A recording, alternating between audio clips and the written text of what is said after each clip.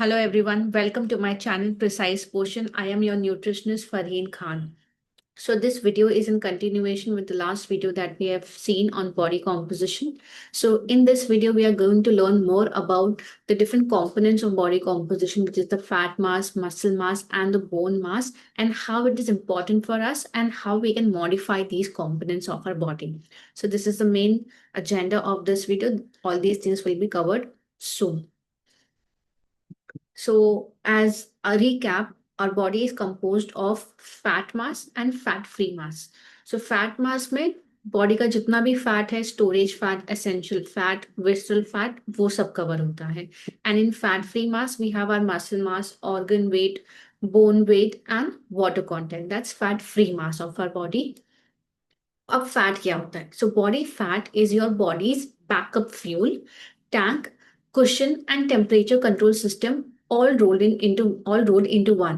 So basically fat का काम क्या होता है हमारी बॉडी में? टेम्परेचर कंट्रोल करना, एक कुशनिंग इफेक्ट देना, ऑर्गन्स को प्रोटेक्ट करना, और एक बैकअप फ्यूल जैसा होता है कि इन केस अगर हमारी बॉडी में कोई एनर्जी नहीं है, मतलब हमने खाना कंज्यूम नहीं किया है, in case of starvation, in case of fasting, that's when body uses fat as fuel. So in our body, there's a certain amount of fat which is essential, which is healthy. इतना fat जरूरी होता है. And essential fat is different from healthy fat. Essential fat is इसके नीचे our body will not work only properly. So for men it's 3% and for female it is 12%. कि इतना fat होना चाहिए for the body to work normally, and above that is storage fat, जो body को protect करने के लिए, day to day activities के लिए जरूरी होता है. So approximately a man should have around 14 to 24% of total body fat, whereas for females it is a little higher because essential fat itself is higher for them. So the range for female is 21% to 31%. So this is the healthy range in which you should target your body fat to be. इसके नीचे body will not function properly, but what will happen if the fat is higher than that? For female अगर 31% के ऊपर है और for male अगर 24% के ऊपर है, तब क्या होगा? So too much body fat can lead to obesity. Overweight के बाद होता है obesity, which is a clinical condition which comes along with a lot of diseases. High body fat specially in the abdominal area, tummy area या belly के आसपास जो fat है, is more dangerous.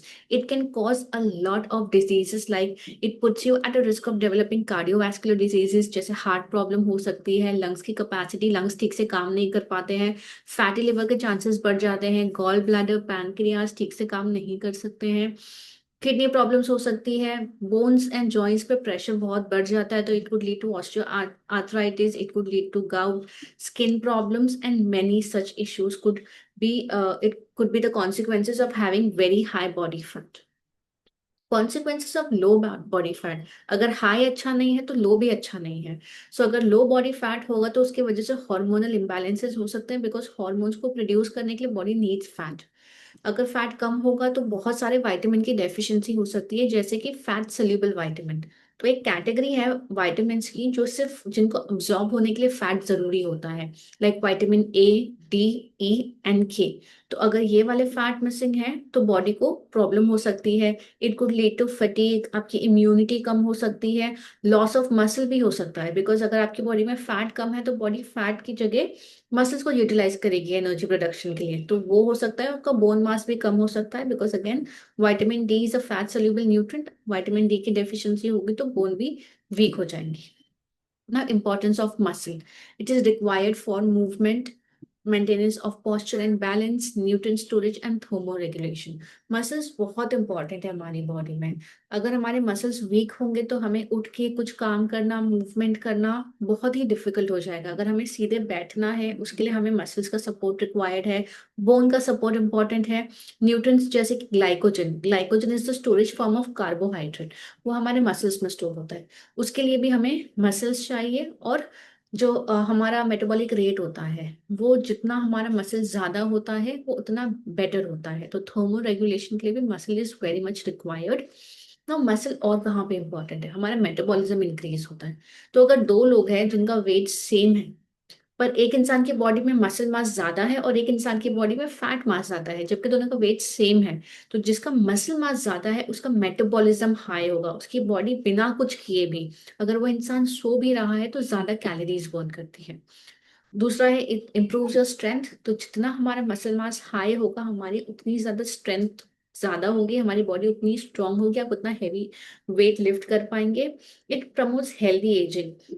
जैसे हमारी बॉडी एज करती है after 30s 40s 50s 60s and so on, हमारा मसल मास स्लोली कम होने लगता है। तो अगर आप मसल को ट्रेन कर रहे हैं, अगर आपका मसल मास हाई है, तो आपकी एजिंग भी स्लो डाउन होगी और आप ज्यादा टाइम तक हेल्दी रह पाएंगे, अपनी बॉडी को अपने आप चला पाएंगे, आपको किसी के सपोर्ट की रिक्वायरमेंट नहीं होगी। And it reduces the risk of injury, because अगर आप स्ट्रांग है तो आप अगर स्लिप भी हो गए तो आपको वैसी इंजरीज नहीं होगी जब, अगर तब होगी जब आपकी बॉडी वीक है। Now, bone mass and its importance. So, bone mass क्या होता है? It refers to the amount of bone in the body. तो हमारी बॉडी में जितना भी बोन का वेट है, that's basically the bone mass. It maintains structure and helps in movement. अगर हमारी बोन ही वीक होगी तो हमें चलने में, उठने में, बैठने में बहुत ज्यादा इश्यूज होंगे, तो हमारी मूवमेंट्स रेस्ट्रिक्ट हो जाएंगी।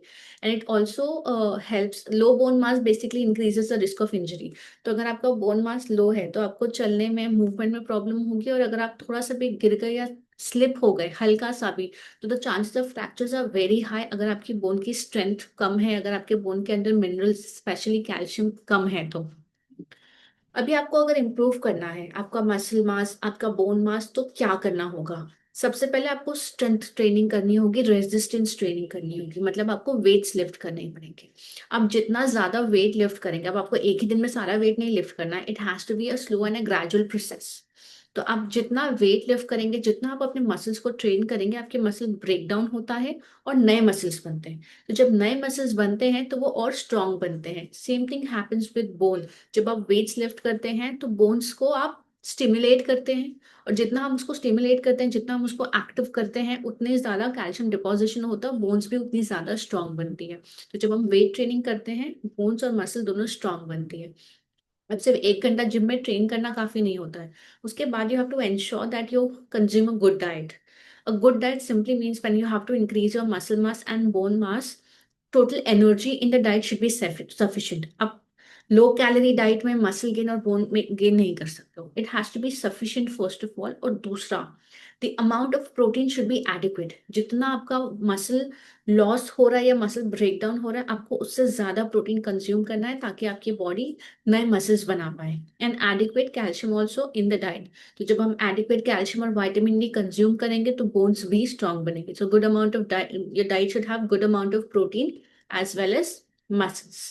So that was all. Thank you so much for watching this video. If you still have any more questions or if you have any more doubts, please feel free to drop it in the comment box and let us know what kind of videos you would like to watch. If you have any suggestion, we would love it. Thank you so much. Please share and like the video. Hello everyone, welcome to my channel Precise Portion. I am your nutritionist Farheen Khan. So this video is in continuation with the last video that we have seen on body composition. So in this video, we are going to learn more about the different components of body composition, which is the fat mass, muscle mass, and the bone mass, and how it is important for us and how we can modify these components of our body. So this is the main agenda of this video. All these things will be covered soon. So, as a recap, our body is composed of fat mass and fat free mass. So, fat mass में body का जितना भी fat है, storage fat, essential fat, visceral fat, वो सब cover होता है। And in fat free mass we have our muscle mass, organ weight, bone weight and water content. That's fat free mass of our body. अब fat क्या होता है? So body fat is your bodies backup fuel, tank, cushion and temperature control system, all rolled into one. So basically fat का काम क्या होता है हमारी बॉडी में? टेम्परेचर कंट्रोल करना, एक कुशनिंग इफेक्ट देना, ऑर्गन्स को प्रोटेक्ट करना, और एक बैकअप फ्यूल जैसा होता है कि इन केस अगर हमारी बॉडी में कोई एनर्जी नहीं है, मतलब हमने खाना कंज्यूम नहीं किया है, in case of starvation, in case of fasting, that's when body uses fat as fuel. Healthy fat percentage, तो एक परसेंटेज होता है for male and for female it is different, which is the healthy fat percentage. इतना fat जरूरी होता है और एक हेल्दी रेंज होता है, एक एसेंशियल फैट होता है। जैसे आप ये इमेज में अगर देख सकते हैं, for main 3% is essential fat, whereas for female the essential fat is around 12.5 or 12%. Actually, because of my phone, that portion got covered.